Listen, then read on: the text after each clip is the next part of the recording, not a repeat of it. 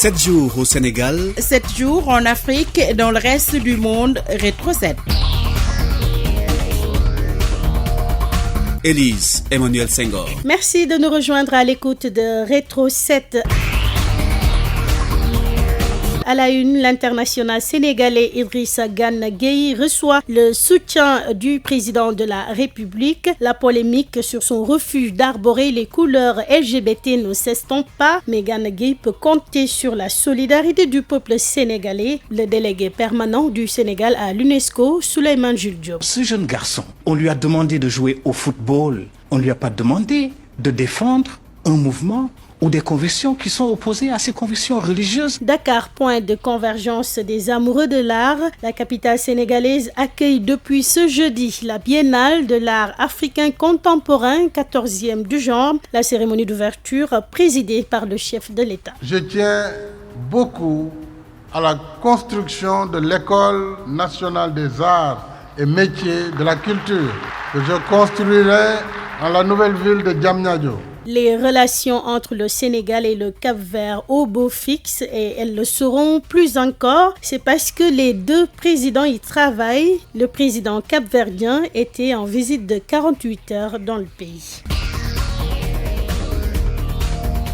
L'Assemblée nationale, frappée par la perte d'un de ses piliers, Marie-Joséphine Diallo, secrétaire générale du deuxième pouvoir du Sénégal depuis 1996. Radio Sénégal.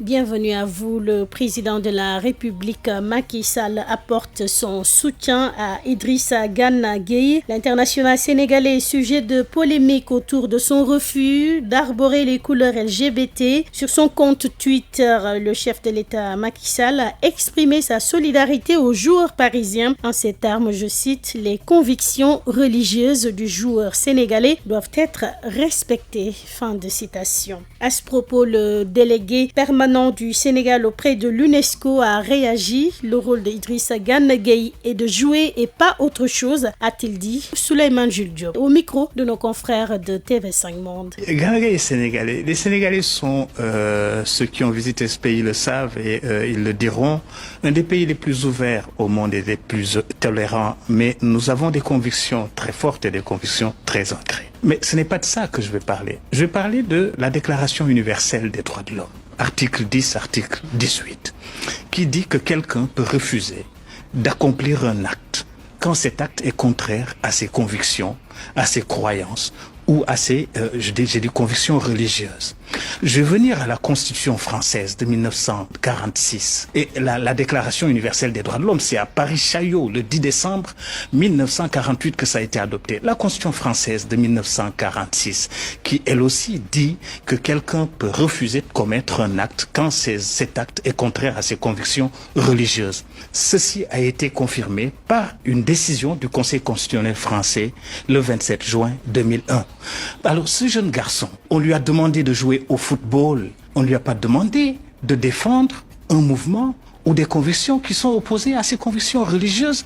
Il joue au football, ce qu'il fait bien, mais ne lui demandons pas autre chose. C'est parti pour l'édition 2022 de la Biennale de l'art africain contemporain. C'est le chef de l'État qui a donné ce jeudi le coup d'envoi de cette 14e édition qui a pour thème Indafa ou forger. Dans son discours, Macky Sall est revenu sur ses réalisations et ambitions pour l'art africain contemporain. Des propos recueillis par Awo Diop Gueye et Alun Diop. Le talent seul ne suffit pas. Il faut créer un environnement stimulant qui intègre méthodiquement la formation pour soutenir la montée en puissance de l'art contemporain africain. Et c'est la raison pour laquelle je tiens beaucoup à la construction de l'École nationale des arts et métiers de la culture que je construirai dans la nouvelle ville de Diamniadio. Cette nouvelle école des arts devra permettre à la communauté artistique de se réinventer dans ses métiers et dans ses projets. Elle permettra aussi de s'ouvrir davantage aux nouvelles technologies pour rester connecté au monde.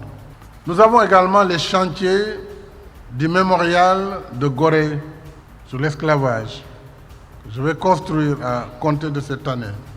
ainsi que du mémorial du Diola. Il en est de même des maisons de la jeunesse et de la citoyenneté dans les 46 départements du Sénégal, maisons qui offriront aux jeunes talents un accès au métier des arts et de la culture, entre autres. À partir de cette édition, nous sommes passés à 1 milliard de francs CFA. Et ce n'est pas suffisant. Et c'est pourquoi j'ai demandé, pendant cette édition, que les sociétés nationales du Sénégal puissent apporter leur contribution. Et je salue la contribution qui a été la leur. Cette 14e édition de la Biennale de l'art africain contemporain qui s'est ouverte ce jeudi à Dakar prend fin le 21 juin prochain. La Chine et la Côte d'Ivoire sont les pays invités d'honneur. 59 artistes feront leur exposition. Les présidents sénégalais et capverdiens travaillent pour un renforcement effectif de la coopération historique entre les deux pays. Macky Sall et José María Neves entendent également donner du contenu à la Ligue maritime Dakar-Praia. Le président capverdien en visite de 48 heures au Sénégal a été reçu par son homologue Macky Sall. On écoute les deux chefs de l'État. Cap-Vert est un pays frère, un pays voisin du Sénégal, avec qui nous entretenons de très importantes relations. Le président Neves est également un acteur de premier plan de la sous-région, mais aussi de son pays, parce qu'il a gouverné pendant 15 ans en tant que Premier ministre, dans un régime parlementaire, avant d'être élu président de la République de Cabo-Verde. Il est venu nous gratifier de cette visite pour renforcer et relancer la coopération bilatérale. Le Sénégal est le pays plus proche de Cap-Vert. Nous avons l'ambition de travailler pour construire un partenariat stratégique entre nos deux pays. Il y a une communauté capverdienne ici très importante pour notre pays, bien intégrée.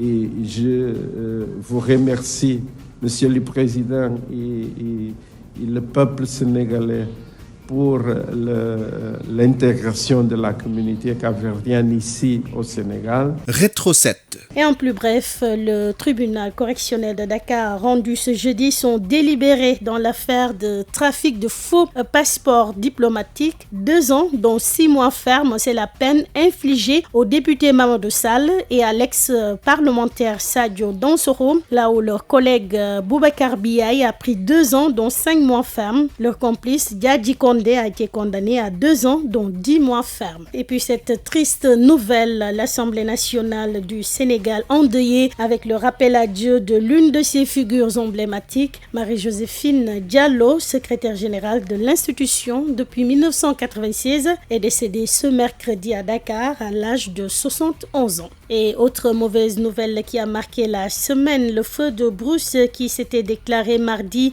dernier dans les communes de Doumgalaw, de Dodel et de Ndioum dans le Podor. Ce feu de brousse, on le rappelle, a emporté 5 personnes. Le gouvernement au chevet des victimes. Les ministres Cheikh Oumar Anne, Ali Saleh Diop et Samba Ndiobenka, dépêchés sur place, ont remis une enveloppe de 15 millions de francs CFA. Des lots importants de vivres composés de riz et d'huile ont été remis aux familles sinistrées. Radio Sénégal dans le Doukoumane. Kaffrine FM RTS 101.0. Et parlons de ces éleveurs transhumants de la commune de Mabo dans le département de Birkilane. Ils sont dans le désarroi après avoir perdu leur cheptel. Plus d'une centaine de moutons morts. Ils ont mangé des feuilles versées sur la route. Ces feuilles donc proviennent d'un arbre toxique appelé pélé. Le ministre de l'élevage et des productions animales s'est rendu sur les lieux. Aïssatou Sall. Des cadavres de moutons qui commencent à gonfler, dégageant une odeur nauséabonde à côté des hommes et des femmes tristes. Ces éleveurs transhumants de la commune de Mabo dans Birkilane ont presque tout perdu à cause des feuilles d'un arbre appelé pélé en poulard. En effet, leurs troupeaux ont trouvé la mort après avoir consommé ces feuilles. Cet arbre contient une toxine qui est dangereuse sur le cœur et le foie. Le ministre de l'élevage et des productions animales, Alain Saleh Diop. Venir compatir avec les impactés sur ce qui s'est passé, mais également partager avec les impactés le sentiment de son Excellence, Monsieur le Président de la République, quand il a été informé de tout ceci. Omar Sow et Lawir Sow ont assisté impuissants à la mort de leur troupeau. Nous avons perdu plus d'une centaine de moutons. En tout, nous avons comptabilisé plus de 200 têtes de bétail concernées. Les pertes sont inestimables. C'est dur parce que c'est notre source de revenus. C'est vraiment difficile. Que l'État nous aide.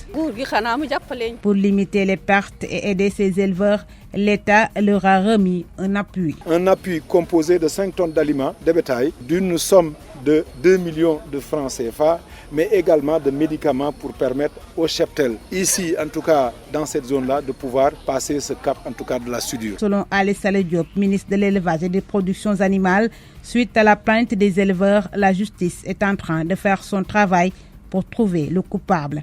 Aïssatou Sall, Kaffrine, pour Radio Sénégal. En plus bref, l'hôpital Cheikhoul Khadim de Touba a démarré ses activités lundi dernier. L'inquiétude liée au transport dissipée, à l'ouverture déjà des taxis pointés devant l'hôpital en attendant l'arrivée de pharmacies. Et quant au petit commerce, il a pris forme aux alentours de la structure hospitalière.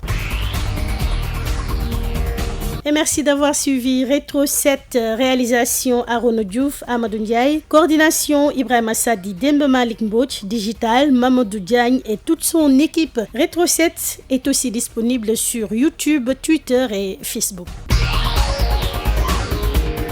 Rétro 7, l'essentiel de l'actualité de la semaine avec la rédaction de Radio Sénégal.